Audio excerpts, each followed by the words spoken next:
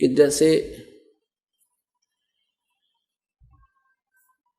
हम साधना करते हैं तो कोई तो एक हवन यज्ञ ही करके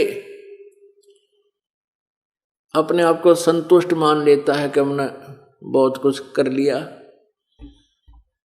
और कोई एक स्वाध्याय कर लेते हैं, गीता जी का एक अध्याय पाठ कर लिया, या कोई वेद के कोई मंत्र 5-4 याद करके दिन कई कई बार उनको रिपीट कर लिया। कोई कुछ कर रहे हैं, कोई कुछ कर रहे हैं। तो परमात्मा ने आकर के हमें ये यथार्थ विधि बताई है कि 500 यज्ञ करनी पड़ेंगे आपने। एक यज्ञ है धर्म की, दूसरी यज्ञ है ध्यान, तीसरी यज्ञ हवन की, और चौथी यज्ञ प्रणाम, और 5वीं यज्ञ है ज्ञान। अब ये जो सत्संग आपको सुना जा रहा है, ये तत्व ज्ञान, ये ज्ञान यज्ञ है। आप जी यहां दान करते हो, आप जी धर्म करते हो, आपने जो पैसा दिया परमात्मा को दिया। आप सभी उपदेशी हैं। आपका दिया हुआ दान एक बहुत ही पवित्र पैसा होता है, और फिर यह भगवान के दरबार में इसका पर आपकी तरफ से नियमत से छोड़ा गया, ये परमात्मा की कृपा से ये शुद्ध हो जाता है। और फिर इस दान से, इस द्रव्य से यहाँ पर आपके लिए, परमात्मा के बच्चों के लिए सब सुविधाएं उपलब्ध कराई जाती हैं। शेड बनाया, पंखे लाए हैं, और मैट रजाई सब आपके लिए व्यवस्था की गई। फिर ये भोजन भंडारा, यहाँ पर ये वो पवित्र स्थल है पुण्यात्माओं, शायद इस पृथ्वी पर कहीं ऐसा आहार आपको मिले। वैसे तो रोटी तो सभी खाते हैं अपने घर पे, घी दूध भी प्रयोग कर रहे होंगे, लेकिन गीता जी अध्याय नंबर 3 के श्लोक 10 से लेकर 15 तक कहा है कि जो यज्ञ किया जाता है और यज्ञ से बचे हुए अन्न को जो खाते हैं पुण्यात्माएं, उनके बहुत से पाप नाश हो जाते हैं। यहाँ वो विधिवत साधना है परमात्मा की, शास्त्र अनुकूल साधना है, प्रभु को भोग लगाया जाता है।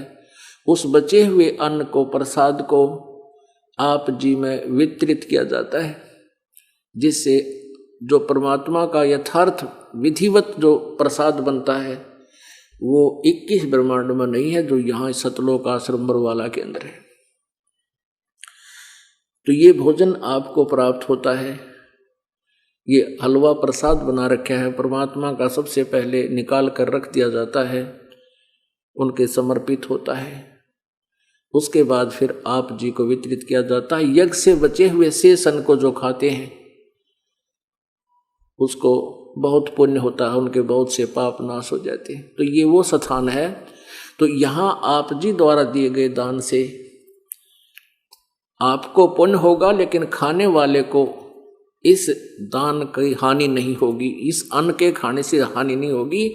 और बगैर किसी, जैसे जहाँ शास्त्र अनुकूल अनुष्ठान नहीं है वो यूजलेस है, और वहाँ अन्न खाओगे तो आपके ऊपर भार बनेगा।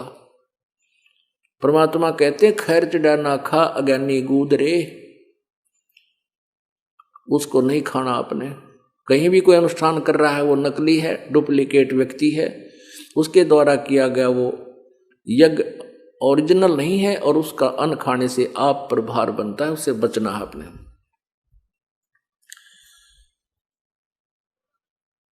तो परमात्मा कहते धर्म तो धसके नहीं, ये धसके तीनों लोके, खैरायत में खैर है कि जय आत्म पोखे।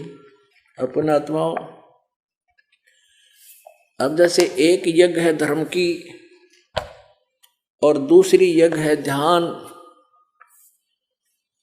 और तीसरी यज्ञ है हवन की, और चौथी यज्ञ परिणाम। अब यहाँ पर जो है प्रथम यज्ञ धर्म की, आप जी के द्वारा दिया गया द्रव्य यहाँ भोजन भंडारे में यहाँ पर रजाई लाते हैं, बिस्तर लाते हैं, मैट लाए हैं, पंखे लगाए, शेड बनाया, फर्श बना रहे हैं, सारी बर्तन खरीदे आप जी के लिए, आपके द्वारा दिए गए धर्म से ये भोजन भंडारे का व्यवस्था की जाती है। ये धर्म है। और एक जगह धर्म की, दूसरी जगह ध्यान। ध्यान मीन परमात्मा में विशेष कसक आपकी बुद्धि परमात्मा में कुछ देर रुक जाना, परमात्मा की तरफ कुछ देर डाइवर्ट होना, नॉन एज मेडिटेशन। परमात्मा की याद आना यो ध्यान है। तो यहाँ आप जब सत्संग में आने से पहले आपका मेडिटेशन शुरू हो जाता है। जैसे कोई सर्विसमैन है या कोई अपना मजदूर है, दुकानदार है, किसान है। अब समस्या क्या है कि एक घर में एक ने नाम ले रखा है और 4-5 अनुपदेशी है। अब जिसने उपदेश ले रखा है, यहाँ यो अमृत ज्ञान जिसके कान्ना में चला गया, वो ना डटा डटा किसे है, और वो फिर आने की चेष्टा करता है। घर वाले उनको ज्ञान नहीं, वो विरोध करते हैं और कहते हैं तू तीसरे दिन चला जाता है, नुकसान होएगा, न्यू के काम के चल रहा है। तो आप जी कई दिन पहले ये सत्संग निकट आ गया, परिवार को प्रसन्न करने के लिए कई दिन पहले आप ऐसे ढंग से अत्यधिक काम करके दिखाते हो कि घर के जल्दी परमिशन दे दें। तो इसलिए आपका वो पहले से जो प्रयत्न था, उसी दिन से आपका मेडिटेशन शुरू हो गया, ध्यान यज्ञ शुरू हो गया। ऐसे ही सर्विसमैन है। अब क्योंकि भक्तिहीन सभी हो गए, अधिकारी भी कर्मचारी भी, भगवान से 100 कोस दूर है, उन्हें तो माया माया दिखे। इस दास के साथ भी कुछ दिन ऐसे संघर्ष चला था, सर्विस करता था। तो संत सिपाही और सिंह शेर कहते ये उल्टा कदम नहीं रखा करते, इनका आगे कोई होता है, आगे ही चलते हैं। तो फिर परमात्मा भी थोड़ी सी हमें देखता है कि मेरे वचनों पर कितना खरा उतरता है, फिर उसके रास्तों को खोल देता है। और फिर ऐसा खोला, परमात्मा ने ऐसी दया करी, अब डूंडा उठा दिया। तो ऐसे ही आप जी जिस दिन से छुट्टी लेने के लिए अधिकारी से प्रार्थना करने से पहले उसको खुश करते हो, पता नहीं खूब 2 दिन का काम 1 दिन में करके दिखा देते हैं, ताकि वो राजी होकर नो कह दे, सैंक्शन दे दे, छुट्टी कर दे। तो ये आपका मेडिटेशन उस दिन से शुरू हो गया। एक यज्ञ धर्म की, दूसरी यज्ञ ध्यान और तीसरी यज्ञ हवन की। यहाँ पर परमात्मा की कृपा, प्रत्येक समागम में 2.5 क्विंटल देसी घी का हवन हो रहा है। लगभग 250 पाठ होते हैं। 3 दिन में एक पाठ के 1 किलो के करीब घी हवन होता है। तो ये सामने हवन हो रहा है। हवन का तरीका सबसे अच्छा बताया कबीर परमात्मा ने। जो एक ज्योति होती है रुई की, 50 ग्राम रुई में 100 ग्राम रुई में 100 भी नहीं लगती होगी, और 2.5 क्विंटल घी का हवन कर देते हैं हम 3 दिन में, कंटिन्यूस दिन रात चलता है।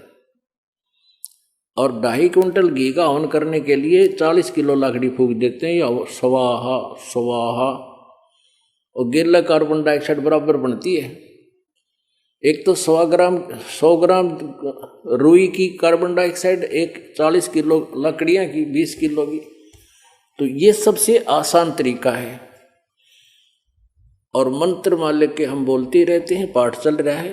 ये मंत्र उस सूक्ष्म वेद के सच्चिदानंद घन ब्रह्म की वाणी के, यानी वेदों से भी उत्तम मंत्र, उन 4 वेदों से भी उत्तम मंत्र सूक्ष्म वेद के, वो हम बोलते हैं।